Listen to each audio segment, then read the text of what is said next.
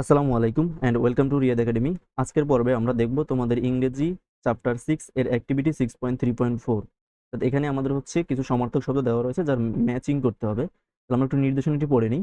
Synonyms and antonyms আর essential elements in writing. তো সমার্থক শব্দ অ্যান্ড বিপরীত শব্দ এবং বিপরীত শব্দ। সিনোনিমস মানে হচ্ছে সমার্থক শব্দ, অ্যান্টোনিমস মানে হচ্ছে বিপরীত শব্দ, আর এসেনশিয়াল মানে প্রয়োজনীয়, এলিমেন্টস মানে হচ্ছে উপাদান ইন রাইটিং অর্থাৎ লেখায় সমার্থক শব্দ এবং বিপরীত শব্দ গুরুত্বপূর্ণ অংশ।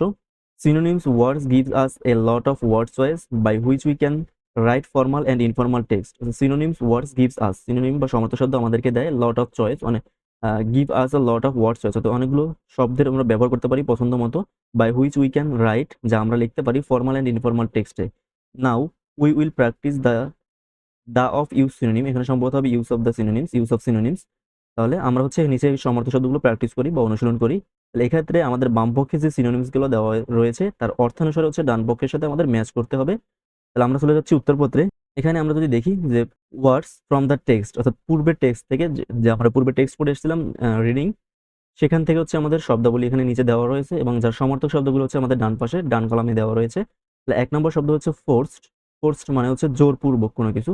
তাহলে এখানে যদি আমরা দেখি F নম্বরে তোমরা সিরিয়ালে পেয়ে যাবে যে কম্পেলড মানে হচ্ছে বাধ্যকৃত। তাহলে এর সাথে মিল রয়েছে যে জোরপূর্বক এবং হচ্ছে বাধ্যকৃত তো সমর্থক শব্দ। তাহলে আমরা 1 নম্বর শব্দ হচ্ছে এদিকে ডান কলামে F নম্বর বলতে পারি যে কম্পেলড মানে হচ্ছে বাধ্যকৃত। 2 নম্বর পুট অ্যান এন্ড টু মানে হচ্ছে ইতি টানা। এর সাথে হচ্ছে আমাদের আই নম্বর মিলতেছে যে স্টপ মানে হচ্ছে থামানো, দুইটাই হচ্ছে সমর্থক শব্দ। 3 নম্বর হচ্ছে কন্ডিশন মানে হচ্ছে অবস্থা, অ্যান্ড সিচুয়েশন মানে হচ্ছে পরিস্থিতি।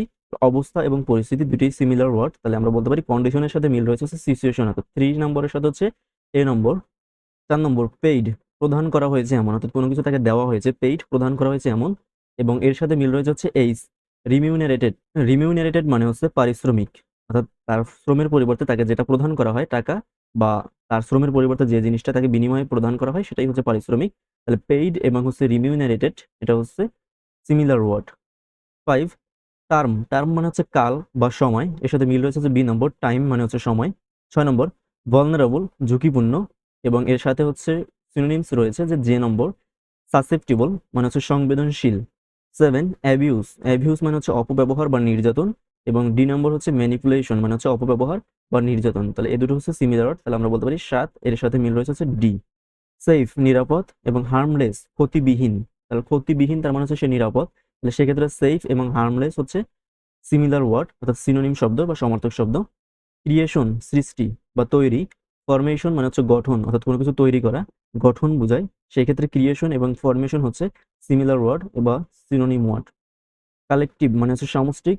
শেয়ার্ড মানে হচ্ছে অংশমূলক, অর্থাৎ কোনো কিছুতে অংশগ্রহণ করা। আর কালেকটিভ মানে হচ্ছে কোনো কিছু একসাথে একত্রিত করা। তাহলে সেক্ষেত্রে 10 এর সাথে হচ্ছে মিল রয়েছে শেয়ার্ড অংশমূলক। তোমরা সিনোনিম গুলো অর্থ সহ শিখে নেবে, তাহলে তোমাদের জন্য বুঝতে সুবিধা হবে। আশা করছি তোমরা 6.3.4 বুঝতে পেরেছো, এবং যদি তোমাদের কাছে যদি ভিডিওটি ভালো লাগে অবশ্যই চ্যানেলটি সাবস্ক্রাইব করে রাখবে পরবর্তী পার্টের জন্য। আমাদের পরবর্তী পার্টে থাকবে 6.3.5। এই অধ্যায়ের সকল অ্যাক্টিভিটি এর সমাধানগুলো পেয়ে যাবে এই চ্যানেলের প্লেলিস্টে, অথবা কমেন্ট বক্সে লিংক দেওয়া থাকবে, সেখান থেকে দেখে নিতে পারো। দেখা হচ্ছে পরবর্তী ভিডিওতে। Thanks for watching.